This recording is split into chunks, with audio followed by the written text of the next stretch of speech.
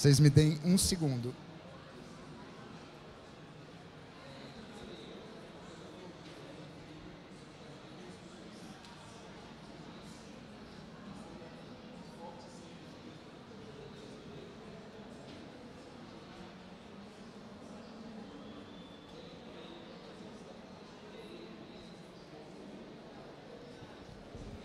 Oi, tudo bem? Nossa. Oi, tudo bem? Como vocês conseguem ver aqui, obviamente, vocês não estão no lugar errado. Talvez eu que esteja no lugar errado, ou talvez não tenha nenhum lugar para onde a gente está que não seja onde a gente queira estar.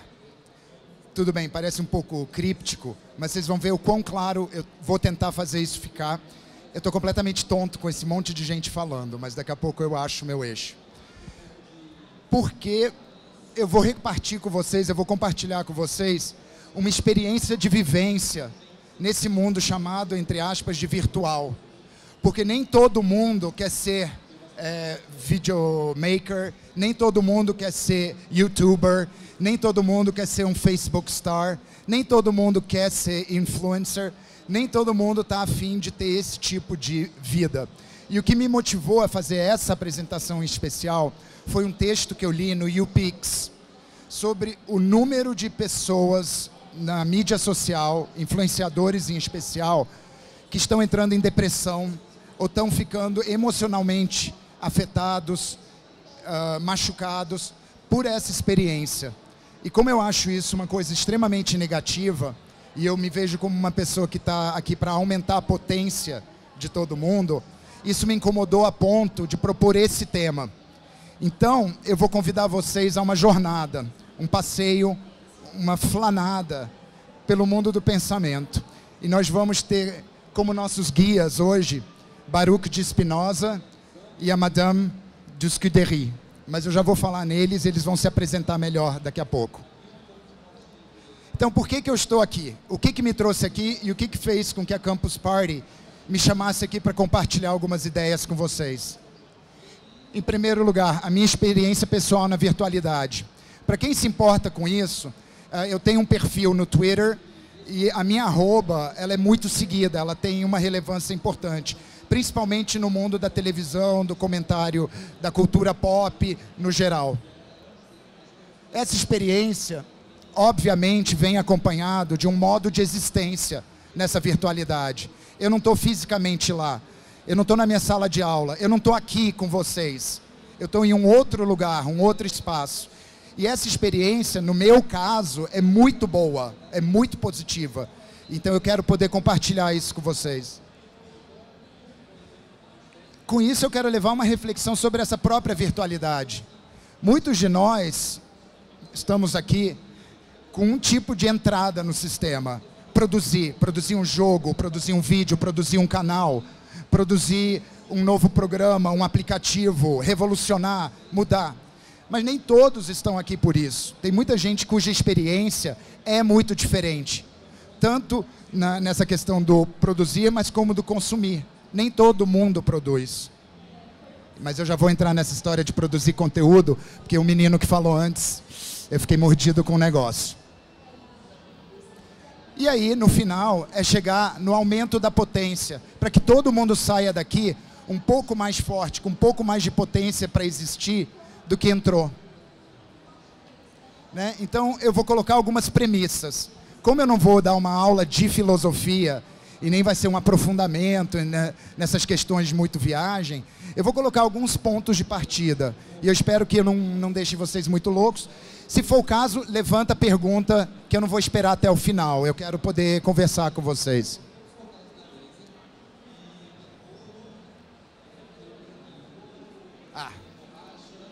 A gente vai fazer uma viagem em todos os sentidos. Pô, véi, viagem, véi. E também um caminhar. Pois a jornada é movimento. E tudo está em fluxo e movimento constante. Nada permanece. O Heráclito de Éfeso, quem falou isso lá em 2000 e bolinha antes de Cristo. Né? E ele fala também aquela premissa que todos conhecemos. Eu não me banho no mesmo rio 2 vezes. Você nunca volta para casa. Você está sempre voltando para uma outra casa. Então, com toda essa ideia, se nós estamos sempre em fluxo e movimento, por que não fazer do rio uma corredeira mais macia, para que essa existência possa ser uma viagem mais agradável?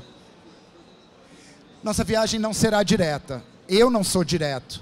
Eu vivo já, apesar de eu ser analógico, como muitos acima dos 35 anos também são híbridos, darará, eu me recuso a comprar esse personagem do tiozinho que não sabe mexer. Eu tenho 46 para 47 e estou aqui, fui chamado, eu produzo conteúdo, né? E eu penso muito no hipertexto. Eu acho que às vezes uma palavra pode abrir uma outra janela, que abre uma outra janela. Se você é leitor da DC Comics, você tem essa ideia com o hipertempo, né? Você tem um rio principal, tributários que voltam, afluentes e voltam. Lê? Ou é Marvelita? Confia em mim, confia nos guias. Você não vai precisar fazer essa viagem de novo, se não quiser, mas deixa experienciar essa viagem, que eu acho que vou poder mexer em algumas coisas com vocês. Tá? Então, os eixos. Sim, porque eu sou de Brasília. Olha que reverberação do que vocês viram antes. Eu sou de Brasília, minha vida é eixos, né? Grande eixo monumental onde a gente está, o grande eixo, lá o eixão, os eixinhos. E no pensamento ocidental, judaico-cristão, esse que a gente está mergulhado, né? A gente, antes do Derrida, para quem se interessa, depois pode ler Derrida, a gente tem essa tendência a trabalhar com eixos bipolares, oposições, e mediar tudo nessas bipolaridades. Por exemplo, homem e mulher. Essa é uma bipolaridade que nossa sociedade enfrenta, que é o que causa as discussões sobre machismo, privilégios do homem, lugar da mulher, toda essa questão, mas continua sempre num eixo.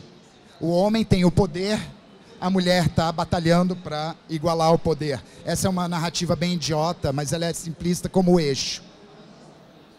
Rico e pobre é considerado um progresso, você tem que alcançar um certo grau de materialidade, a pobreza é vista como um valor negativo.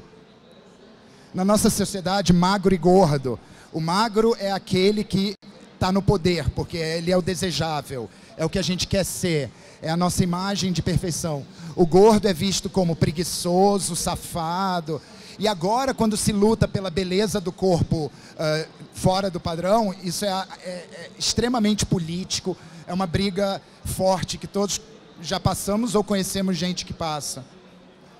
Branco e negro, eu não preciso nem entrar nessa discussão muito. É óbvio que a nossa sociedade contemporânea coloca o valor branco como o primário de comparação, o negro como o menor, e nesse jogo de poder a gente faz toda a nossa negociação política na questão de raça, vamos usar essa palavra.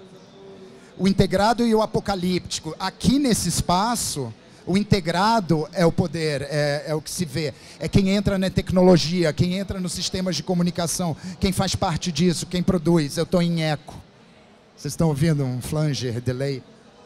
O apocalíptico, aquele que alerta, aquele que se preocupa com as mensagens, com os códigos, com a ideologia, ele é visto como o problema. Ai, que cara chato. Não, tá tudo ótimo. Olha, eu tenho 119.408 followers, todos me amam.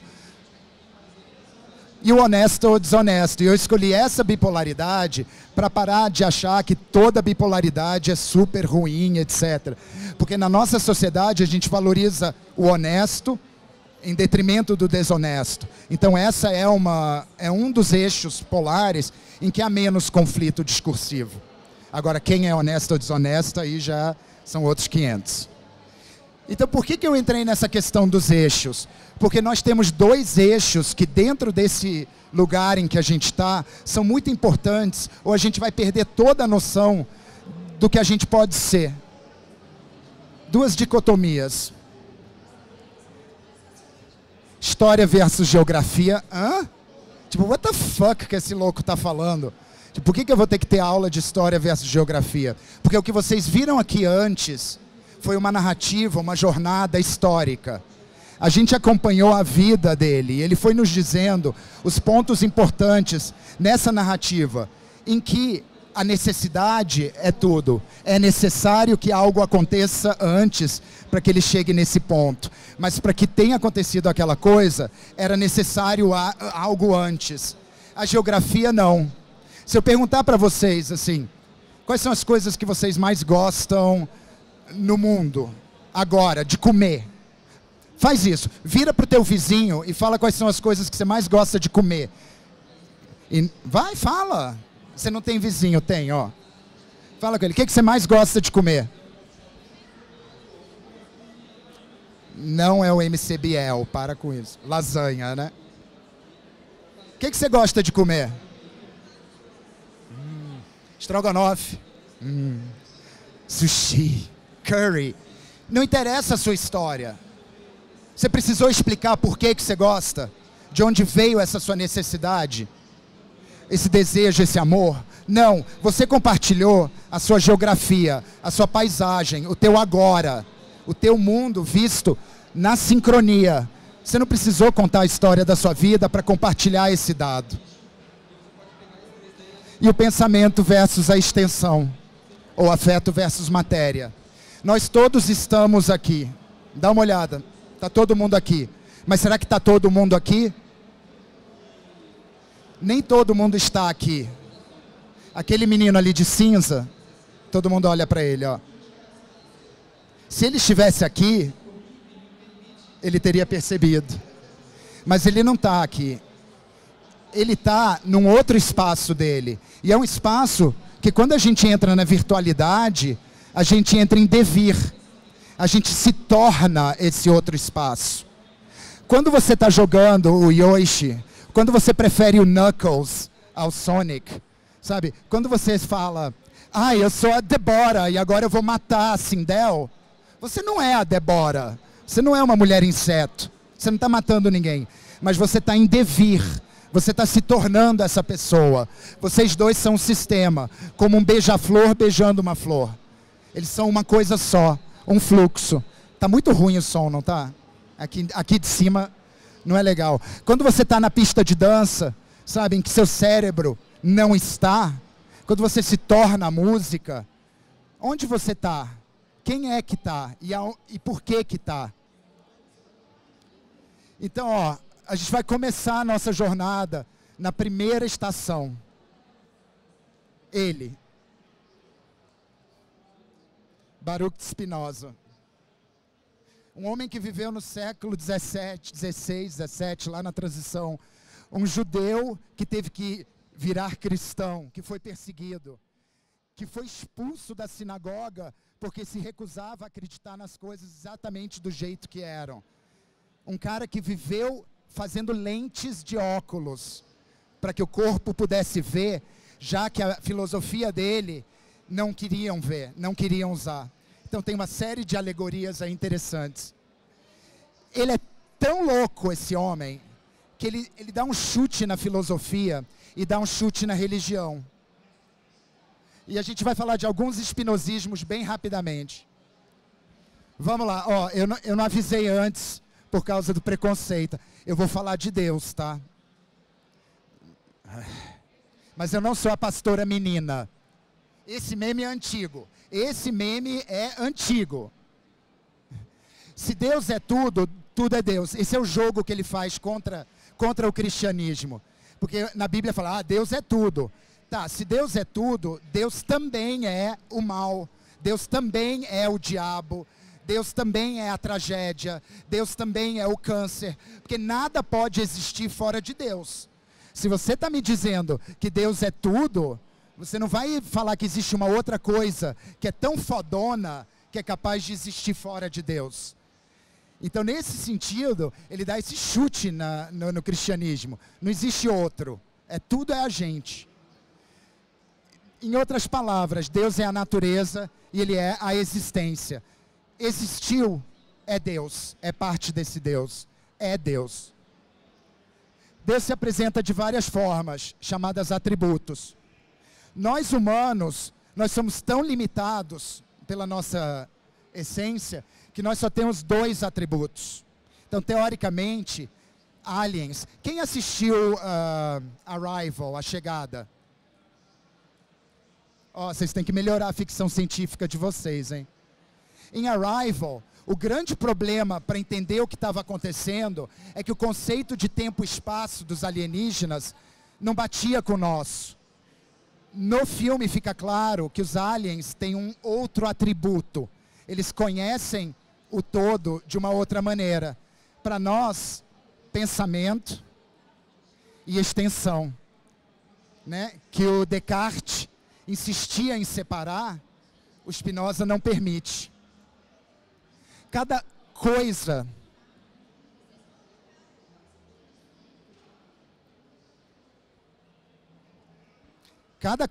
que está aqui é perceptível é um dos modos da extensão. Lembra? Extensão, pensamento.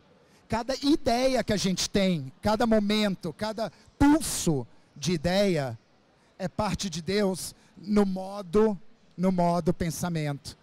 Então, não há separações, de acordo com Spinoza. Nós somos um enorme corpo sem órgãos, como Antonin Artaud depois vai mostrar no teatro. Mas isso já é outra conversa. Então, olha, povo da exatas. De uma maneira espinosista, nós somos a linha, nós somos o que integra pensamento e matéria. E se você pensa que esses meninos estão todos em um outro plano, eles estão no plano da ideia. Quando você entra em devir com o seu eu no Orkut, ou seu eu no Twitter, ou seu eu no YouTube, onde quer que seja, você está em devir com o seu mundo das ideias, com esse mundo virtual, esse mundo do pensamento, esse atributo divino do pensamento. Quando você está aqui com fome, quando você está aqui... Quando você está aqui sentindo o rec-rec desse negócio no pescoço, você está no mundo da extensão. Mas será que você está só nele? Nós, como é que nós somos nisso tudo? A mente esforça-se tanto quanto pode por imaginar aquelas coisas que aumentam ou estimulam a potência de agir do corpo. Aí se você vê ali, proposição 12. Alguém aqui estuda matemática? Credo. Enfim, se você estuda matemática, você vai ver escolho, lema, proposição, hipótese. Spinoza demonstrou Deus da maneira dos geômetras. Ele faz proposições matemáticas que provam Deus. Por isso que a proposição 12 é essa. Só pelo fato da gente existir, para sobrevivência, a gente tem que expandir. A nossa alma quer atingir as outras almas. Nós não vivemos num mundo solipsista. Quando você está me olhando e eu estou te olhando, a gente está em devir. Minha alma e a sua estão se tocando. Não nessa coisa... mas na própria existência. Você me dá atenção, eu estou te dando atenção. O mundo das ideias está se conectando. Claro. Ele coloca dois afetos, alegria e tristeza. Por alegria, ele entende o aumento da tua perfeição. Por tristeza, ele entende a diminuição da sua perfeição. A minha perfeição acaba de diminuir, mas voltou a aumentar. Então eu estou alegre. Você viu? Tristeza, alegria. E vocês devem sentir isso, provavelmente. Sabe aquele dia que está uma merda? Desculpa, mãe, desculpa. Agora foi o dia, né? Quando está tudo dando errado, você está azedo. Você não se sente impotente, diminuído. Sabe? Dá até preguiça sair da cama, queria estar morta. É aquela ideia de que está tudo indo contra, você não consegue tirar, sua alma está triste. Mas quando está tudo de boa, nossa, já deu certo, o crush te reparou, sabe? Você conseguiu um job, o seu canal tem 7.000 likes de uma hora para outra, pã, a potência surge. Você se sente mais capaz, você pode ir além, você sente como se esse espaço fosse seu para conquistar. Na proposição 53, quando a mente considera a si própria e a sua potência de agir, ela se alegra. Lembrando que alegrar é chegar um pouco mais na perfeição. Alegrando-se tanto mais quanto mais distintamente imagina a si próprio e a sua potência de agir. Agora, essa potência de agir é em todos os lugares. É no mundo da matéria, mas é no mundo das ideias também. Então, buscar uma melhoria, buscar uma alegria, buscar um aumento de potência, me parece muito natural, me parece até divino.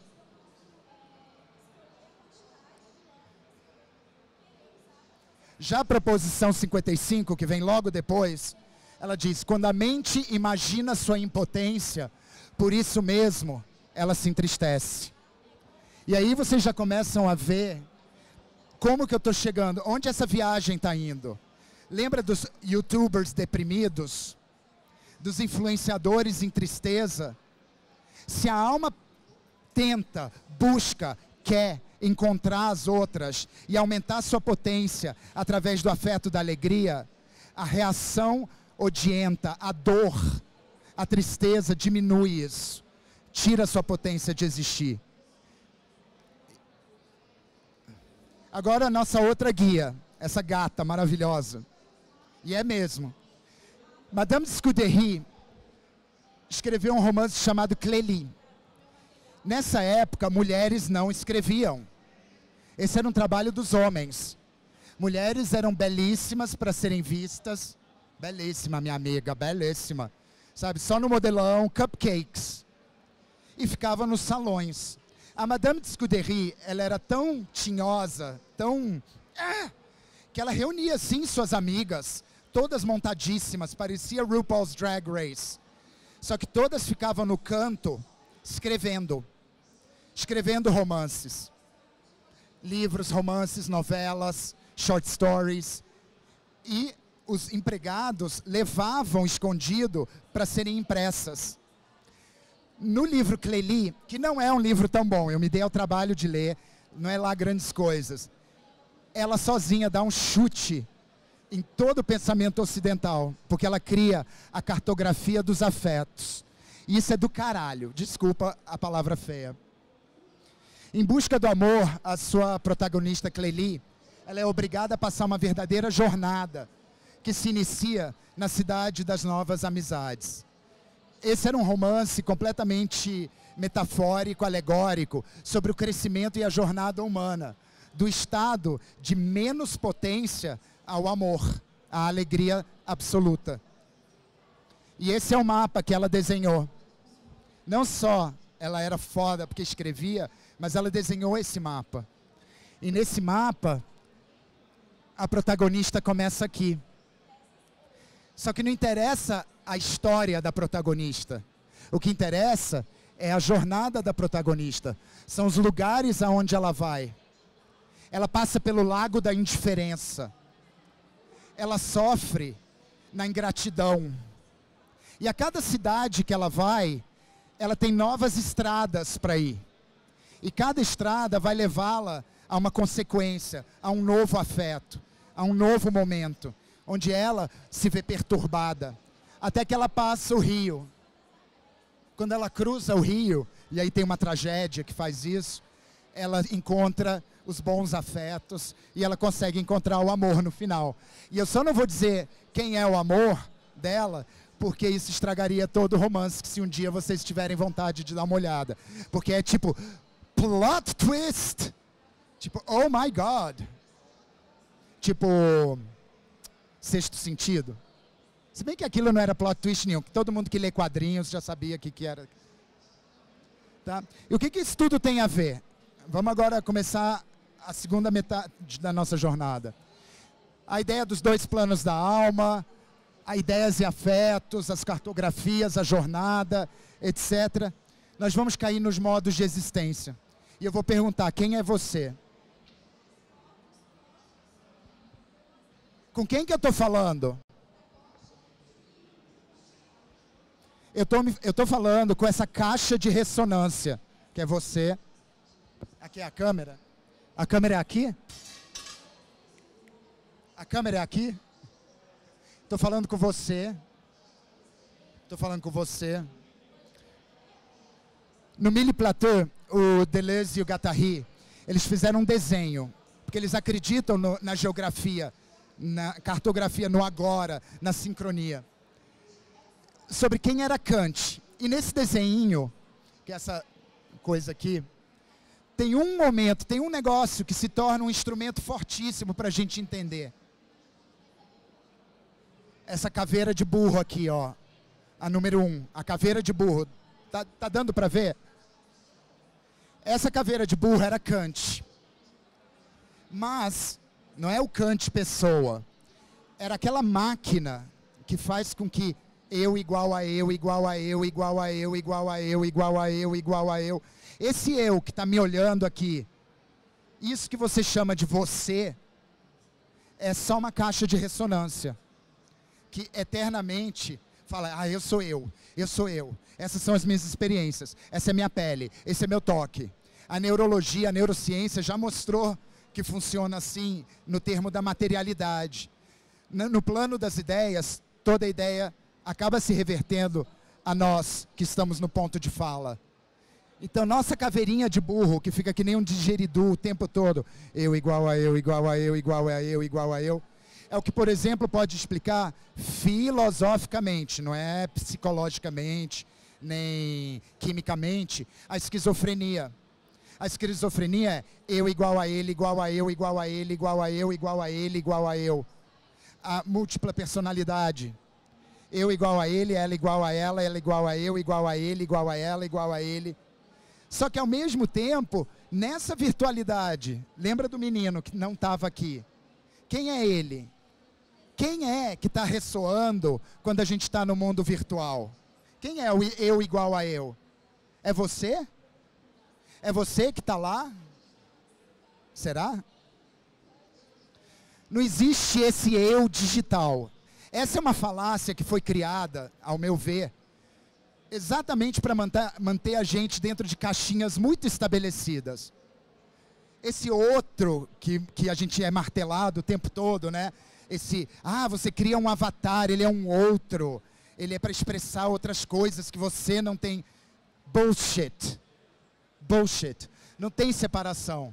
A nossa alma, ela habita os dois planos. Não tem como você criar um eu digital que não seja devir do seu próprio eu total, material, do seu plano de pensamento. Isso é... Não. A falácia desses outros está nessa base de dominação, de manipulação do que a gente pode ser, da nossa potência. Porque a gente não está aqui para ser menos, a gente não está aqui para ser uma caixinha pré-determinada. Eu vou falar dessas caixinhas em segundos. Até porque eu não tenho a mínima ideia de quanto tempo eu estou aqui, meu tempo e espaço já foram embora. O Deleuze e Guattari também identificaram esse problema e criam um instrumento conceitual muito significante para a gente entender aonde a gente está. E aquela pergunta do quem é você. Eu me lembro que o rapaz que estava aqui antes, ele falou, porque ninguém é youtuber, você não é isso, você não é... Concordo muito, mas eu também não sou jornalista, eu também não sou nada. Eu sou essa alma, essa caixa de ressonância. E as subjetividades em série foram criadas para fazer com que você tenha uma jornada muito curta.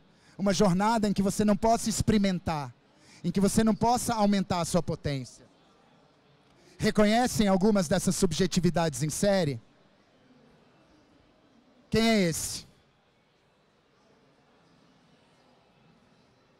MC. E o que é ele? Ele é funkeiro. Então você tem um desenho pré-programado do que é o funkeiro. Você tem o visual do funkeiro, você tem a roupa do funkeiro, você tem o gesto do funkeiro. Você tem o, porra, velho, vida louca, meu, qual é, velho? Péssimo, né? Coisa de tiozinho imitando. Né? Você tem uma subjetividade. E quando você vai ver os meninos, aquele monte. Nossa, aquele monte. Todos muito individuais, mas todos fabricados em série. Angry Black Woman. Lembra daquelas bipolaridades no início? A zangada, a negra, a mulher, todo o comportamento que ela pode ou não pode, porque eles determinaram. Pode ou não pode. A mulher negra zangada é isso. Ela não pode sair daquilo. Ela não pode ter uma jornada própria. A bicha padrãozão. E não, também não adianta porque... Né? Mas tem toda uma caixinha que vem junto. Né? Você compra o tipo. E não é só o tipo físico. É o tipo mental, são os valores, o que é importante, o que você deve consumir. Olha aí a palavra mágica. O que você deve consumir. Quais são os produtos e ideias que você deve consumir para poder participar e ter essa subjetividade em série. Como se fossem ícones que a gente vestisse. Por isso que Miley Cyrus sai do black, toda alternativa, vira cowgirl de Deus, e todo mundo fica... como se fosse... Por quê? Porque ela saiu de uma subjetividade, criou uma nova subjetividade para ela. Bazinga! O nerd! Né, que esse é um nervo, né, aqui, tocar nesse nervo. Mas será que precisa? Quando a gente olha, todos eles que estão ali, será que são todos Sheldons? Não são. Não são, apesar de muitos serem. Mas outros não, outros são mais nervo exposto. São mais na própria jornada. Né? A feminista, eu até fiquei pensando se eu botava ou não esse personagem, essa subjetividade. Mas é importante também, do mesmo jeito que o Guimé representa o machismo também, sabe? A feminista retratada como tal, com uma série de discursos. Toda feminista precisa ser assim? Eu não sei, eu não estou no movimento. Mas a minha pergunta fica, porque essa que é a tarefa da filosofia. Né? A subjetividade em série limita os territórios da sua existência. Não adianta, pois oferece apenas jornadas pré-existentes. Você não está andando na sua jornada, na sua viagem, no seu caminho, na sua identificação. Você está consumindo uma CVC, vovó Estela Barros para nós, mais antigos, assim, né? Disney on Ice. 14 dias na Disney, sabe? Uma excursão pré-programada. É aquela viagenzinha, você vai ser isso e acabou. Essa vai ser sua experiência. A subjetividade em série, ela exige performance. Você não está sendo, você está fazendo uma performance. E que performances são essas? E não é isso que a gente tem que questionar?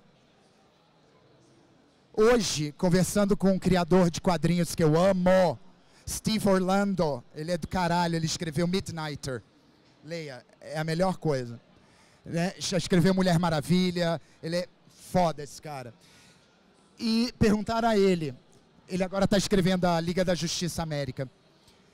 Quando o assunto são os times da Liga da Justiça, tem alguma coisa específica que você quer que essas pessoas sintam, olha a palavra, sintam da representação dessa galera da Liga da Justiça agora? E ele responde assim: achemos o heroísmo em nós mesmos, ao invés de projetarmos nossas melhores características em ícones. Por mais que a gente ame o super-homem, a gente não precisa ter o super-homem como nosso devir, mas sim alguns pontos dele, alguns momentos de atração, alguns afetos do super-homem que aumentem a nossa potência de existir. A gente não precisa ser, a gente pode entrar em devir. Então, rapidamente, vocês já estão sentados, só para vocês saberem quem diabos é essa bicha que está aqui falando com vocês. Então, que nem aquele menino fez, porque eu primeiro fiz tarará, tarará. Aparentemente, a gente precisa dar uma historiografia para entender por que eu estou nessa geografia. Como é que eu cheguei aqui, nesse espaço, nesse mapa? Eu sou filho de intelectuais, isso é um puta de um privilégio num país como o nosso. Sabe, eu nasci filho de diplomatas, é um puta privilégio, branco, classe média, tarará. Eu não tenho nenhuma história de heroísmo. Talvez a única coisa que eu tenha enfrentado, e nem tanto, por causa do privilégio, é ser gay. Mas eu vivia num mundo intelectualizado, com pouco tipo de agressão. Então, eu não tenho experiências que vão me fazer ser um herói que enfrenta uma jornada. Tenho minhas histórias pessoais, mas... né, todo mundo tem. Fiz matemática primeiro, eu era muito moleque, tinha 16 anos, achei que o que eu gostava e era o que era bom para mim. Foi bom, mas não, não do jeito que eu imaginava. Depois fui para comunicação, onde depois eu fiz um mestrado em filosofia da comunicação e uma especialização.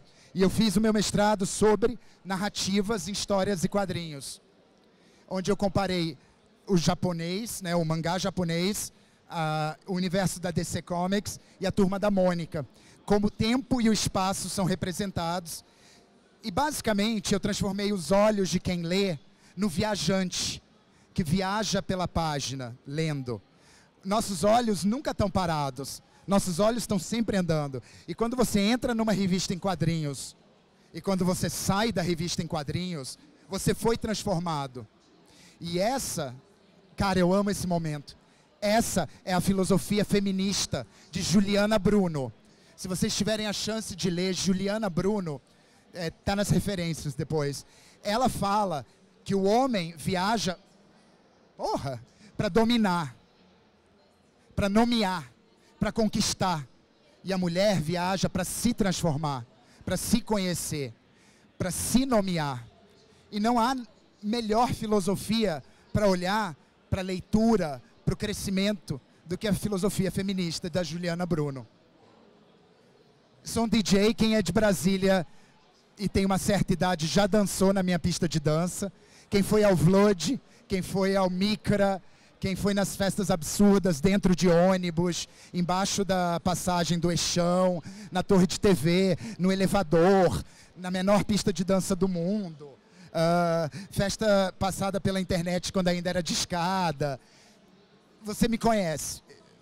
The Six, Sunrise One. O que eu fiz aqui, eu fazia nas pistas de dança. Só que o meu texto era a música. E sim, eu me amarro em Sweet Sensation, e é do caralho, e é a melhor banda de freestyle que já existiu nessa humanidade. E se você gosta de dubstep, agradeça a elas. Um dia eu faço uma palestra sobre isso. Sou professor, trabalho há 20 anos com pessoas, com esse fluxo, com o diálogo, com a conversa, com aumentar a potência. Mestre. É só pra... Girl. E eu sou filosopop. Filo quer dizer afeto, aproximação, bom afeto, amor. Né? Hemofilia, né? A gente começa com ele. E pop, popular, pessoas. Naquela hora que o menino antes falou sobre ser pessoa, eu aplaudi. Tinha até uma companheira do lado, assim, tipo, é isso, nós somos pessoas. Nós não somos nada. Tudo que a gente, aspas, é performance.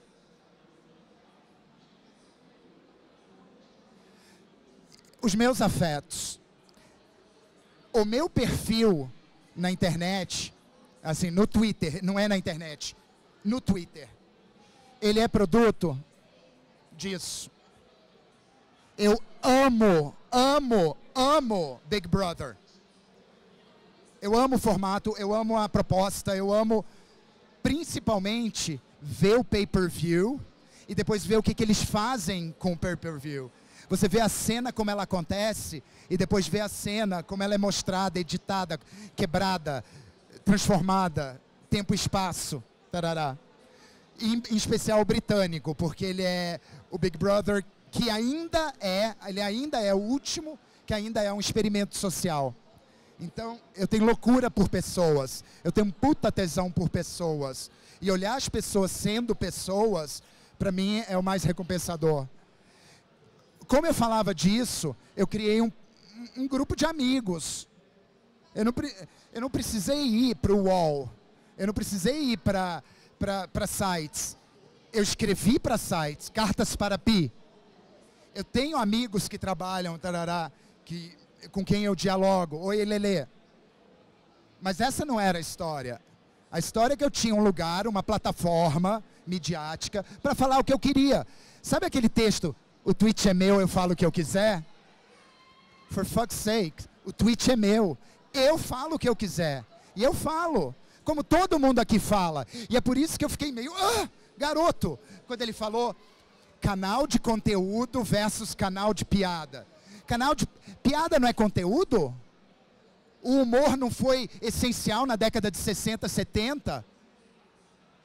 Sabe, que arrogância é essa? Não dele, mas do discurso, de dizer que, porque eu falo de coisas legais, eu sou conteúdo. Não, conteúdo é tudo que está contido.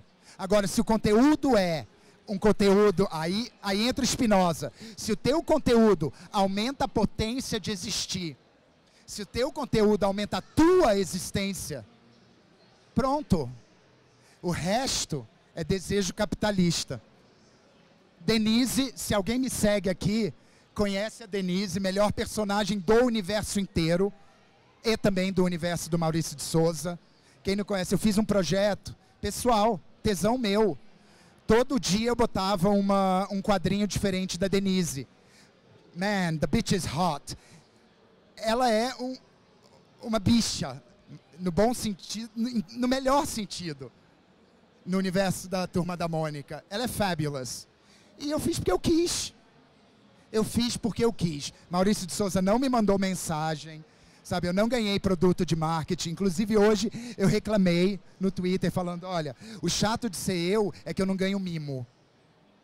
Né? Você vê aqueles Instagramers assim, gente, eu vou abrir uma caixa maravilhosa de maquiagem da Futela. Droga. Essa é City Nurhaliza. Eu sou completamente apaixonado pela voz dela, a ponto de tê-la no meu corpo, na minha materialidade. Agora eu entro na história. Em 2002, eu participei do Red Bull Music Academy, que aconteceu em São Paulo. E um dos deveres de casa que a gente teve era remixar tracks de voz. Era um dever. E eu trabalhei com um cara alemão chamado Patrick Pulsinger. Nós fizemos uma remix da City Nurhaliza, porque a gravadora dela disponibilizou. Meu, ela ouviu, lançou, me agradeceu no e-mail e a gente se tornou amigos. Agora, detalhe, City Nurhaliza é a Sandy da Malásia. Então, quando eu fui na Malásia, velho, eu não acreditei. Tipo, recepção no aeroporto, eu tipo, ok, esse aqui não é meu mundo. Sabe, ela, menina toda fofa. Amizade. Quando ele falou de amizades e contatos, é isso que me aumenta a potência. Eu não estou aqui falando, gente, então todo mundo agora tem que fazer uma remix. Descubra um artista. Faça... Não. Faz o que você quer. Você não tem obrigação. Ninguém é obrigado. Se você quer falar, sabe, que odeia couve-flor, um peido em forma sólida, sabe, fala. É o seu Twitter, é o seu lugar. Sabe? Crises, homens, fala do que você quiser. Ué? Moço. Não, tem mais um. Tem mais um.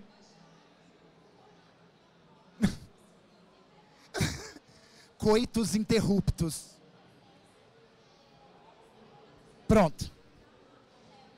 Então é isso. Como eu falei lá no começo, e agora eu já estou fechando, a gente já está chegando no destino.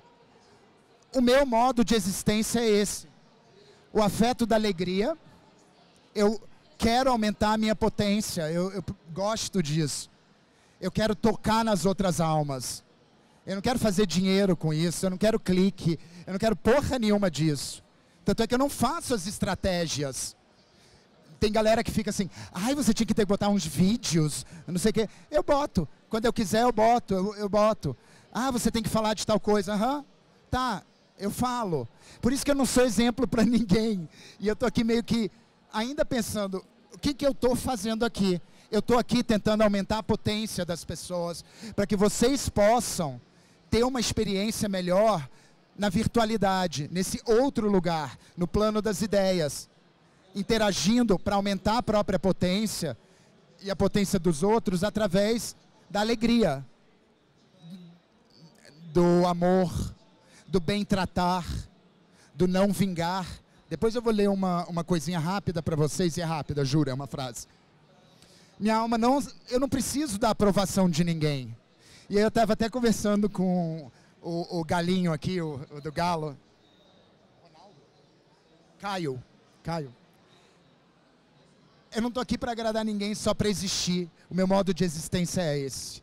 E todo mundo pode ter um modo de existência que não precisa passar por YouTubes, etc., e ser youtuber e vlogger. Quando você cria conteúdo, cada palavra que você tecla é um conteúdo. Cada fala que você faz é um conteúdo. Você é parte disso. Você não precisa ficar angustiado quando você tem 30 followers. E você não precisa ficar angustiado quando você tem 300 milhões de followers. A sua experiência, eu igual a eu, não é só o teu devir. Mas também não é só a sua dor de barriga. E se você consegue mediar esses dois planos, a sua experiência virtual, digital, o seu outro, vai ser uma experiência muito mais positiva. Então, a ideia é aumentar a potência de todos. Eu só tenho uma coisinha que eu queria ler, que é do Spinoza, se vocês se interessarem. E é muito apropriado que ele fale de ética. Juro, é rapidinho, é uma frase.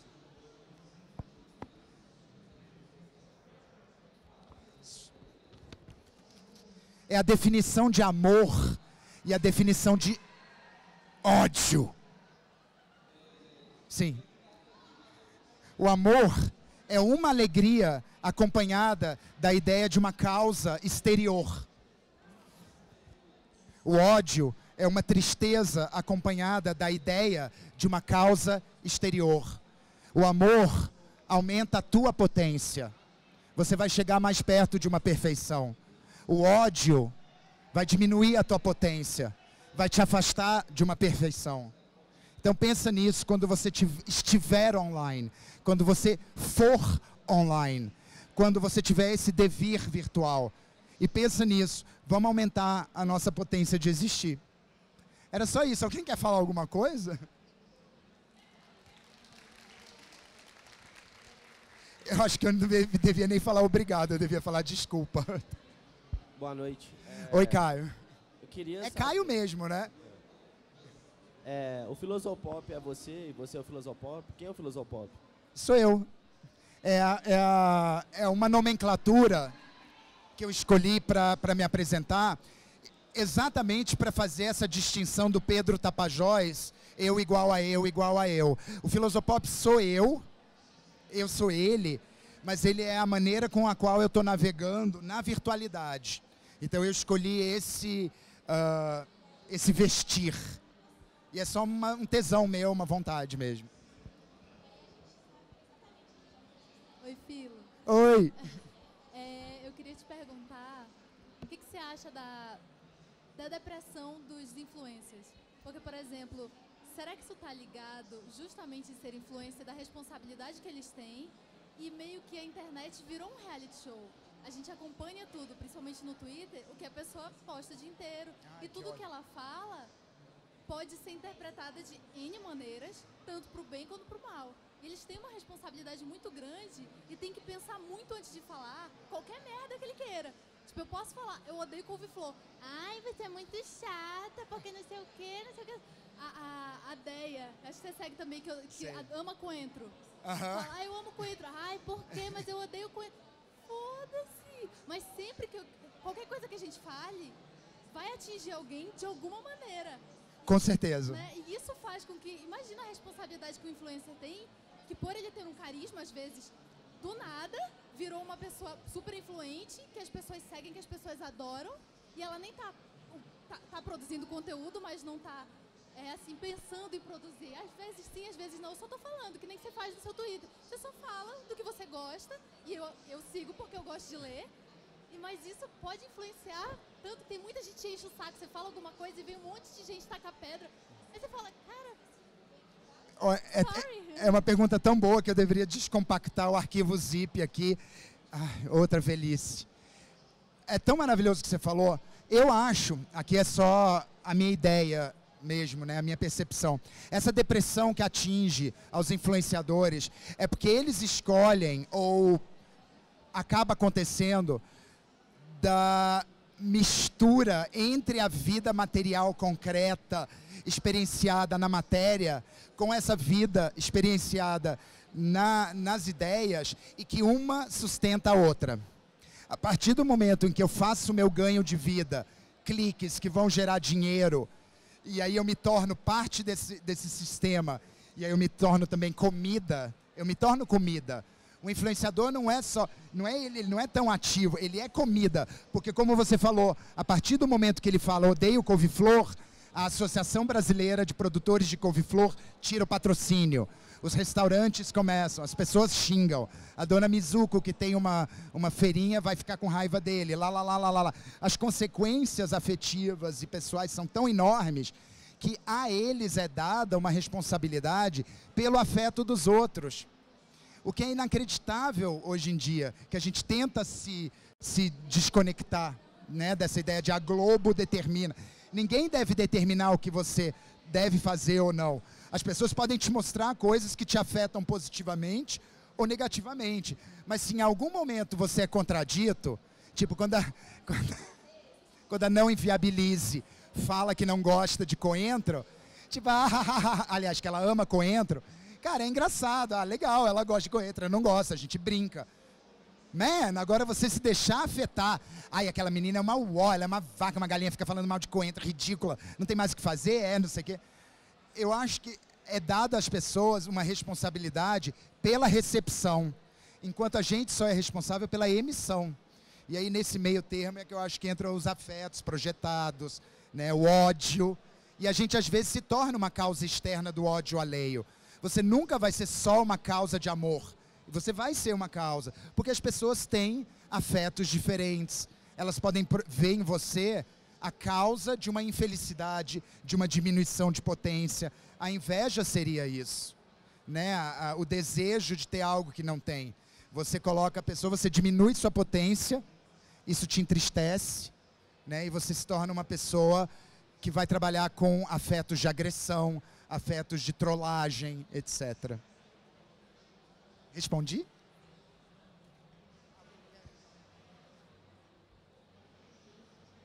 Oi. Micro. Eu ainda tenho 3 minutos. 2h75. Oi. Oi.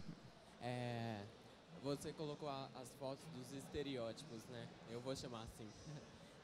Pode chamar de estereótipos, porque é tropo, estereótipo, qualquer montagem anterior. Beleza. E colocou a possibilidade também de a pessoa não se encaixar em nenhum deles e navegar. Isso.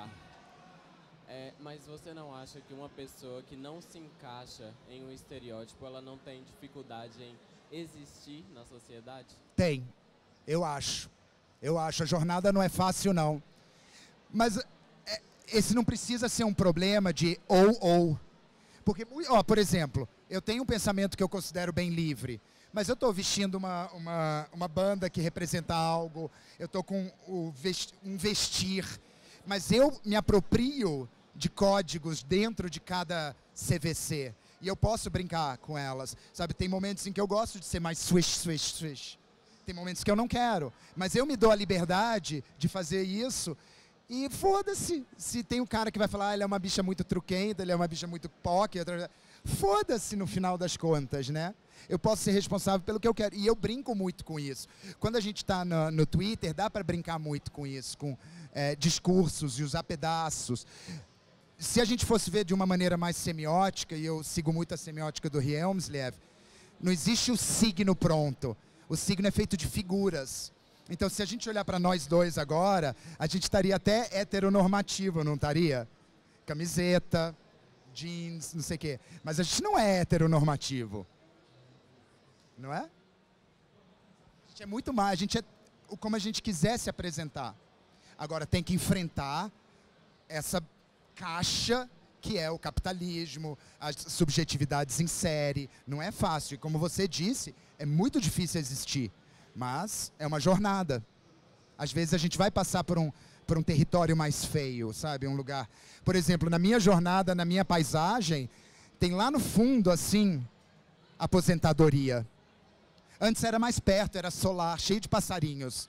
Mas na minha paisagem agora é uma tempestade. Longe, uns 12 anos mais longe. A paisagem muda, a gente também pode se perceber diferente. Eu respondi a sua pergunta? Sobre isso que vocês estavam falando, você não acha que isso está mudando também? A gente está evoluindo, que essa caixinha está meio que se quebrando, está abrindo aos pouquinhos, porque assim, eu li uma vez alguma coisa sobre que a adolescência agora está durando mais tempo.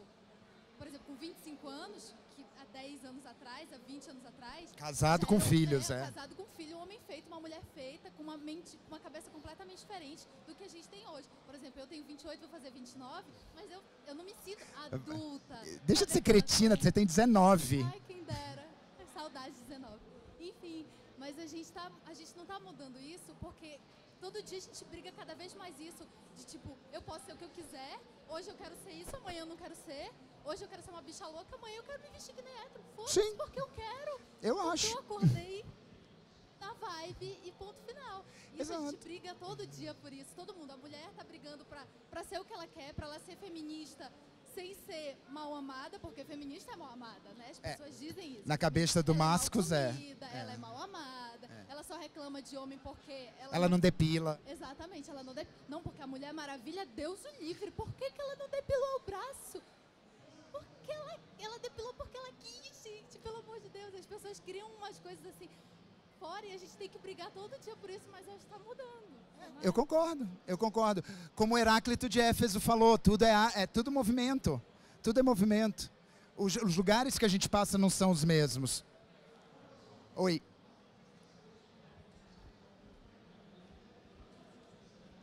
Oi, boa noite. Oi. Meu nome é Ai, meu Deus, ela anotou. Desculpa.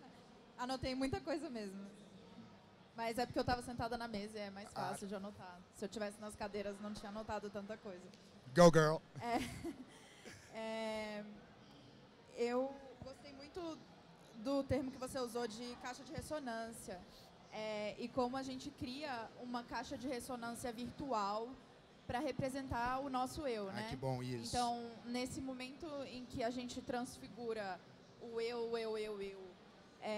pro eu igual eu virtual, a gente, na verdade, não transfere tudo o que a gente é pro virtual. A gente transfere aquilo que a gente quer que as pessoas vejam naquela rede, ou aquilo que a gente... né? Então, vira uma nova máscara social. O nosso eu virtual vira mais uma máscara que a gente usa naquela realidade, naquele mundo de ideias. E aí... Muito bom, também, isso mesmo. né, essa influência Isso mesmo. da nova caixa de ressonância na pessoa que a gente se torna. Porque, assim como a gente ressona um eu virtual, o nosso eu virtual acaba ressonando de volta e mudando quem a gente é. Totalmente. Né? Eu só vou mudar uma coisa na imagem que você fez, que pelo que a impressão que me deu é que você está imaginando duas caixas. Uma com uma existência virtual e a outra é essa aqui que ressoa. Tenta imaginar, todo mundo fez química. Lembra a ligação covalente, em que o elétron ele é dos dois? Tudo que você falou é maravilhoso, eu só mudo que elas não são duas caixas separadas que dialogam, mas sim a mesma. É o tal do devir, é aquele nosso amigo sendo a outra coisa. E você, ao mesmo tempo que, aspas, cria essa caixa de ressonância virtual, que tem aquelas coisas que você escolheu, ela não deixa de estar em devir com a caixa de ressonância eu igual a eu. Então é a única diferença que eu viria nas nossas leituras. Eu acho que isso também tem a ver com o que ela tinha falado antes, da depressão, Muito. Da influência que a gente cria, porque a influência, a gente não se identifica com a influência do nosso eu virtual, a gente se identifica com a nossa influência real. Exato. E hoje em dia o virtual é tão real quanto real, e essa dissonância prejudica um pouco a recepção das críticas. Total. Né? E uma das coisas que acontece é que a gente levou para a virtualidade uma característica muito louca, que é a da autoria. Não interessam as ideias, e sim quem falou. Então fica muito, mas foi você, mas você online, não sei o quê, você online é tão louca, mas aqui é tão... Não, não é assim. Pensa nas minhas ideias. Né? Eu falo muito isso, assim. Tipo, olha, pensa na minha ideia, não me agride. Ou não me ame também, às vezes, a gente tem que pensar assim.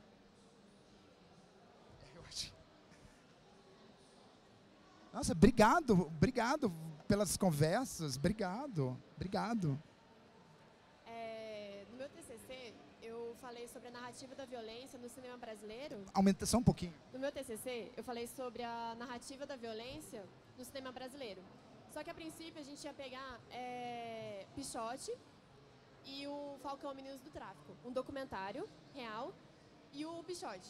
E até que no Pichote, por ser um filme e tudo mais, o menino ele foi pego na favela e 5 anos depois que ele foi filmado o filme, ele foi morto devido ao tráfico. E teve a 13 Reasons Why. Tô nervosa. 13 Reasons Why, a série da Netflix, das fitas. Há umas 2 semanas atrás, deu a primeira notícia de um menino no México que ele se matou e deixou as 13 fitas, inspirado na série. Então, assim, no TCC, a gente queria fazer essa coisa de, tipo assim, até onde a vida imita a arte e até onde as pessoas querem imitar a arte. Tipo assim, aquela coisa. Aí o pessoal, nossa, isso é tão Black Mirror. Eu ia mencionar Black Mirror. Eu ia mencionar Black Mirror, aquele episódio do Instagram da vida, em que tudo tem que ser liked, você tem que ser amado, né? Eu tenho uma prima de Foi o que 6 anos. ele falou, ele falou, esqueci teu nome. O Daniel falou exatamente o like, né, versus o conteúdo. Apesar de eu discordar da história do conteúdo. Eu tenho uma prima de 6 anos, que outro dia ela chegou pra mim, nossa, me segue no Instagram, eu quero ter tantas coisas. Ah, eu amo a Boca Rosa. Ah, eu amo fulano. Então, tipo assim, chega um momento que você tem que ensinar pra pessoa, tipo, e é exatamente isso, humanizar. Então seria mais pra você comentar mesmo essa coisa de Black Mirror, sei lá. Vou sim. A gente às vezes tem a ideia de que isso tudo é muito novo, mas o fato da gente ler ficção já era um transporte para esse outro plano. Era um transporte mais difícil. Digamos, a gente tinha que ir de Jerico. Hoje em dia a gente teletransporta, que seriam os dígitos. Mas o lugar da arte, eu não vou falar o papel, o lugar da arte não se transformou. Ele ainda é um lugar de devir. De novo, eu estou insistindo muito nessa palavra. Essa palavra até para quem tem domínio do inglês, ela é mais fácil de entender em inglês. Becoming. É o tornar-se. Quando a gente vê um bom filme, um filme que mexe com os nossos afetos, que faz com que as nossas percepções façam atingir as emoções, a gente entra em devir com essa obra. A gente se torna essa obra. Muitas vezes você está vendo um filme, ué, acabou? Tipo assim, não, mas só passaram 5 minutos. Você estava em um outro tempo, um outro espaço.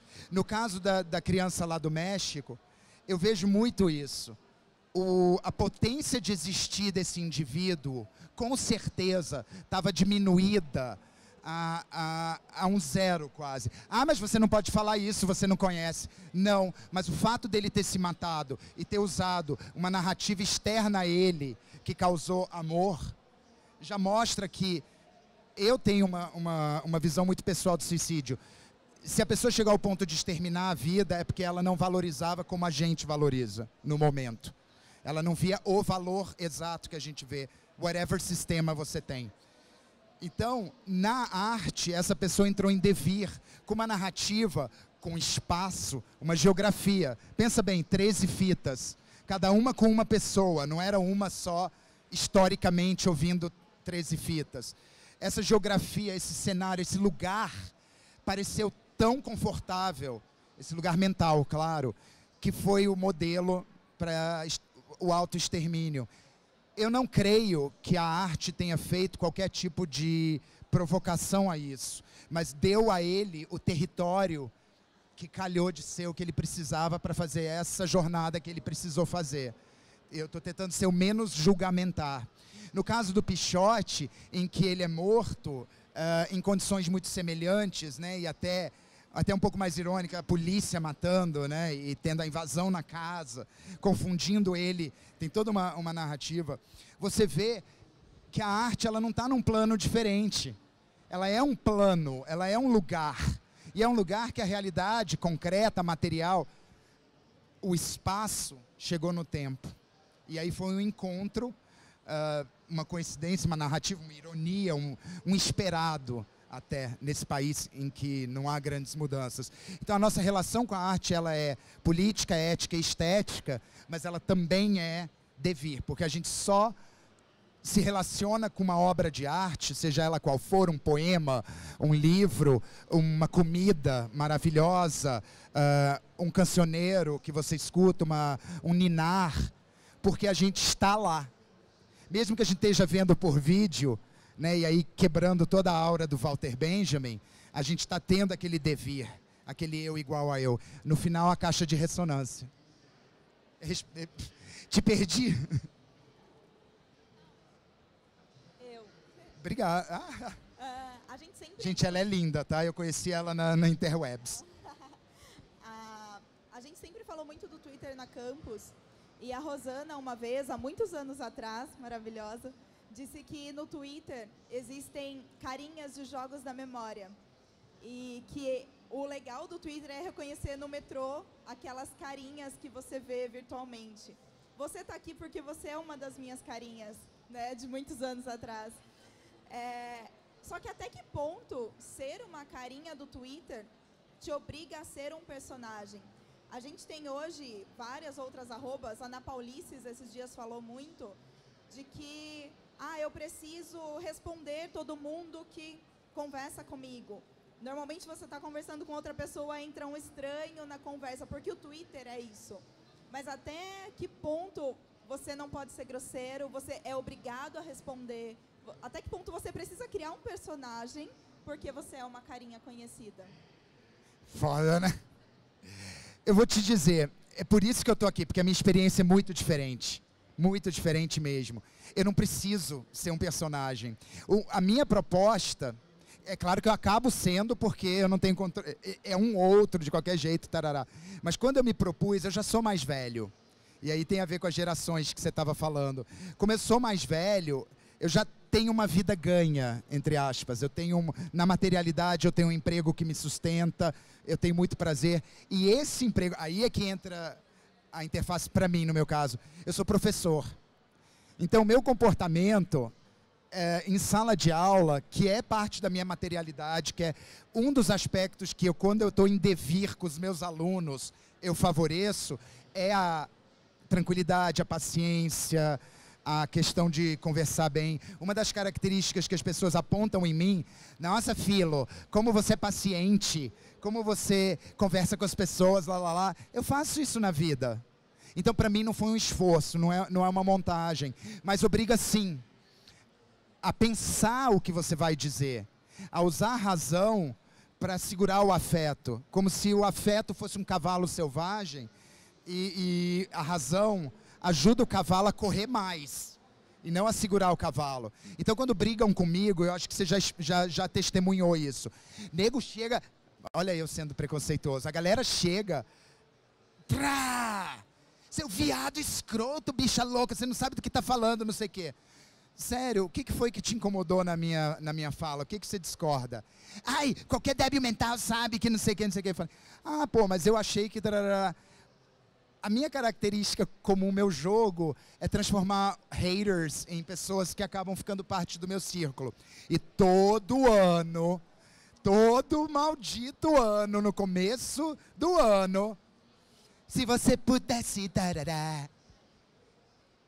Os haters, assim, você fala, a Emily tá com o cabelo pro lado. Cala a boca, sua bicha idiota, não sabe nada de cabelo. Poxa, eu acho a Vivian mais legal, ela foi simpática. Vai tomar no cu, seu Vivian maníaco, não sei o quê, Team Emily, não sei o quê. E o que eu acho engraçado, eu até brinco, eu tenho camadas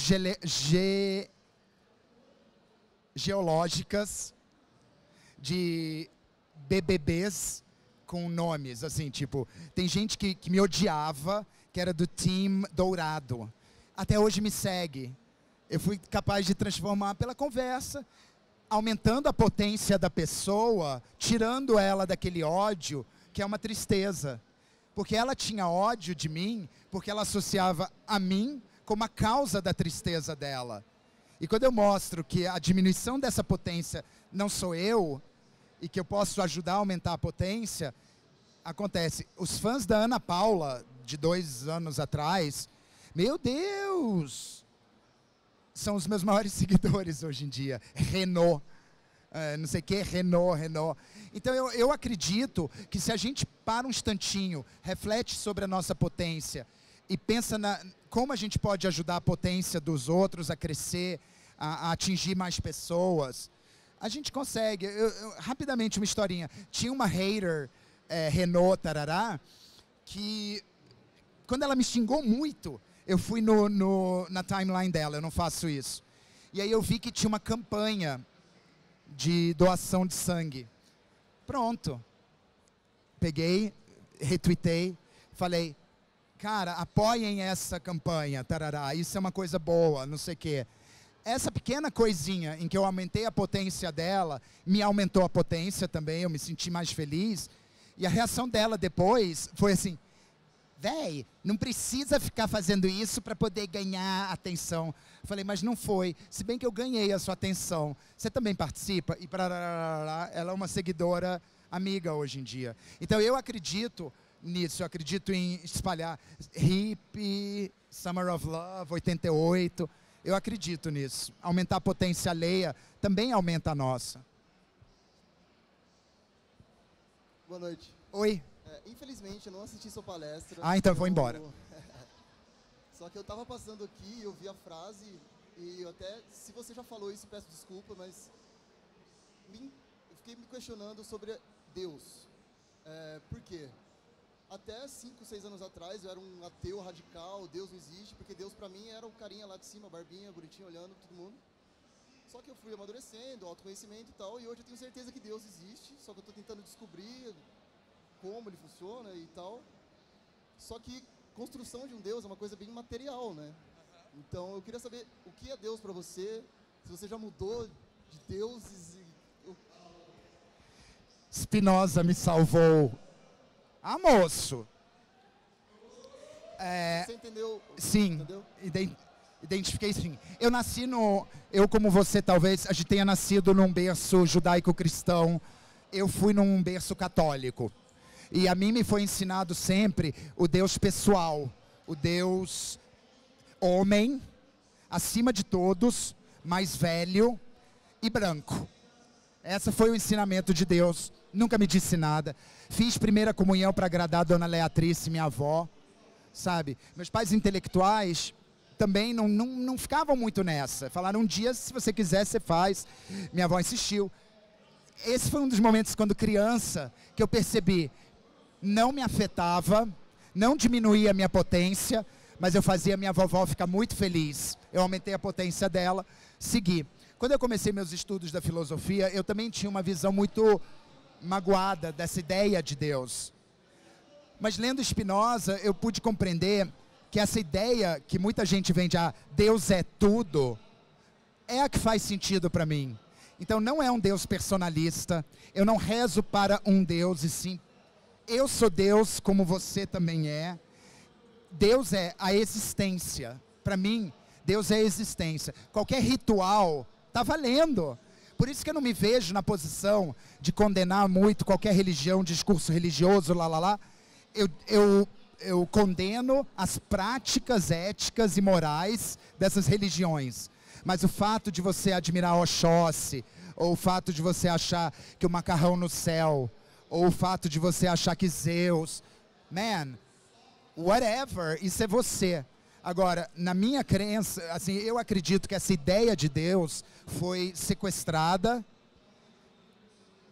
pelo judaísmo cristão, foi nomeada, batizada, é o que eles acreditam, está valendo, que bom para eles, mas o meu ver é mais esse Deus é tudo, perto quase do Zen, né, da ideia mais budista, assim, mas eu diria que eu sou espinosista. Se me perguntarem, eu sou espinosista.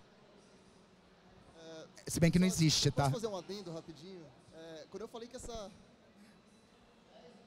essa chave mudou, foi numa época que eu estava lendo, me interessando bastante por filosofias orientais, e eu vi uma definição que eu achei interessante, que eles falavam que, via de regra, no Ocidente, o Deus, esse Deus materializado, você joga todos os seus problemas para ele e espera uma solução.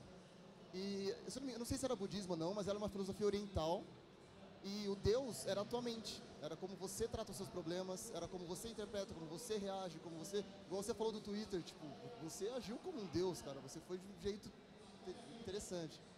E teve épocas que, por exemplo, eu me negava a falar para as pessoas, vai com Deus. Hoje eu falo, cara, porque eu acredito que o meu existe, que para ela existe, talvez não tenha encontrado ainda. Então, sei lá, eu acho que... É muito legal. Discutir isso. É muito legal a maneira com que você vê. É uma maneira que te afeta positivamente, te aumenta a tua potência. E eu acho importantíssimo. Deus é o nosso encontro com as coisas, porque Deus é tudo. Né? E não uma coisa que tenha que ser adorada. Porque se Deus é uma coisa para ser adorada, eu adoro a mim mesmo também, porque eu sou parte dessa coisa chamada Deus. Esse sistema complexo. Gente, obrigado, tá? Eu concordo com a sua ideia também de que Deus é tudo. Voltando para essa parte de Deus aí, a minha ideia de Deus também é que Ele também é tudo, só que Ele é explicado pela física, Ele seria a energia, as ondas. Porque a matéria em si ela é energia, só está em um estado em que ela está mais desacelerada. Aí quando você acelera uma matéria, ela se transforma em ondas. Aí pra mim, o tudo de Deus seria isso, Ele ser a energia. Mas você sabe que Spinoza, em 1600... Ó, lá vem. Eu amo esse momento. Em 1640, ele falou que Deus é a substância. A substância é a ideia e é a matéria. E como ideia é energia, Deus é tudo, porque substância não difere. Então, leia Spinoza, ele é o Deus dos físicos. Ele é o filósofo dos físicos. Sério, a definição dele de Deus é a dinâmica da transformação da matéria em energia. E outra coisa também, aquela parte lá que você falou de eu sou igual a ele, que é igual a ele, que é igual a mim. Tem um filme que me lembrou muito isso, é um filme muito foda, que a cada dia eu vejo ele de uma forma diferente, e acabei vendo ele de uma forma diferente hoje de novo, que é Mr. Nobody. Mr. Nobody é do caralho, né? Muito bom. Então, eu vi isso porque aquela parte lá em que ele se separa lá para mostrar as realidades alternativas, seria eu sou igual a ele, que é igual a ele, que é igual a ele, que é igual a ele, que é igual a mim. E no final do filme ele acaba escolhendo ser ele mesmo, que é eu igual a eu. Aí me lembrou muito isso. Muito. Ele cria um espaço ficcional, criação de espaço, onde você permite essas jornadas que depois se encontram. É mais ou menos o princípio atrás do universo DC. Por isso que eu acho o universo DC é do caralho, porque ele é um rio, e depois tem os tributários, que depois voltam e se tornam ele. O devir é eterno. Legal, gostei muito da palavra. Obrigado.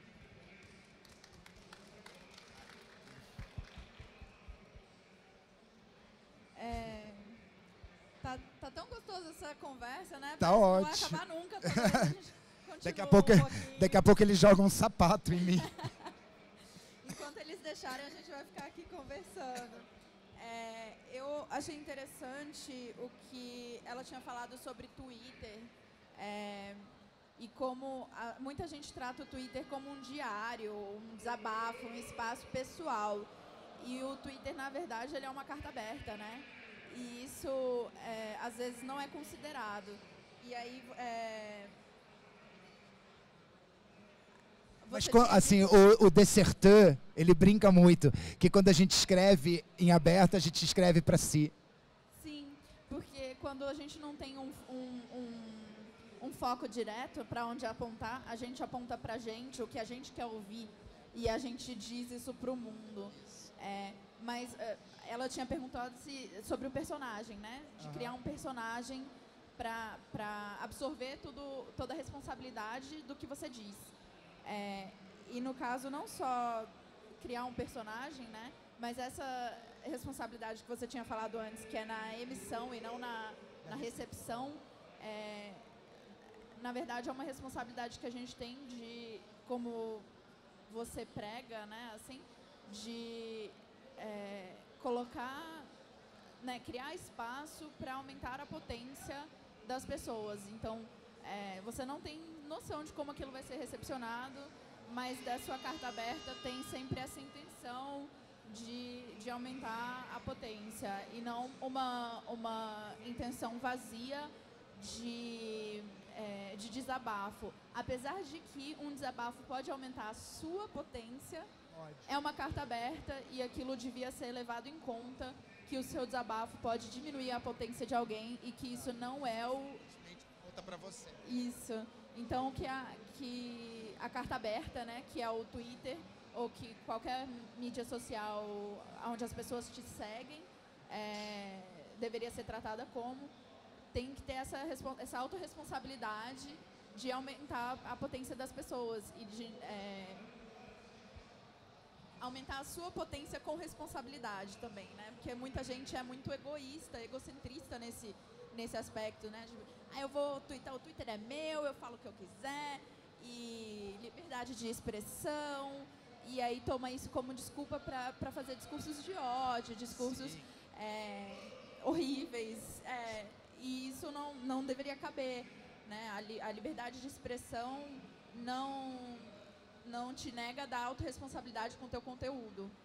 Eu, com certeza, concordo com tudo que você falou. Acho que é muito bem colocado, né? Eu não sei nem aonde eu vou começar a desmembrar isso. Mas, basicamente, o que eu vejo é que... Eu tentar pegar um exemplo bem concreto. A Dilma Bolada. Quando a Dilma Bolada fala, é a personagem. Mas você não vai me dizer que o Jefferson não é afetado pelas coisas que dizem para a Dilma Bolada. Então, é naquele sentido que o cordão umbilical do devir ainda está lá.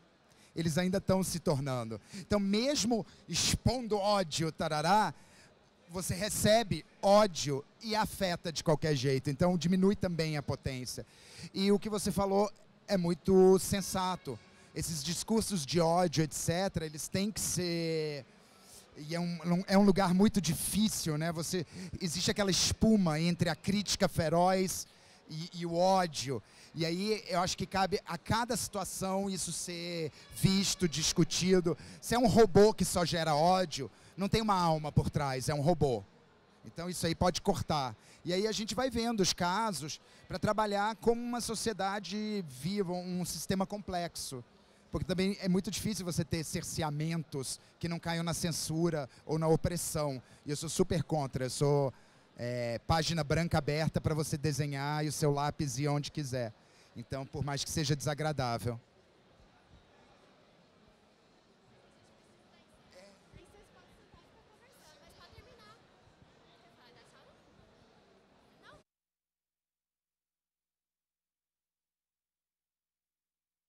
Deixa eu me despedir das minhas amigas. Amigas, obrigada. Tá, foi maravilhoso. Arrasou. Obrigado.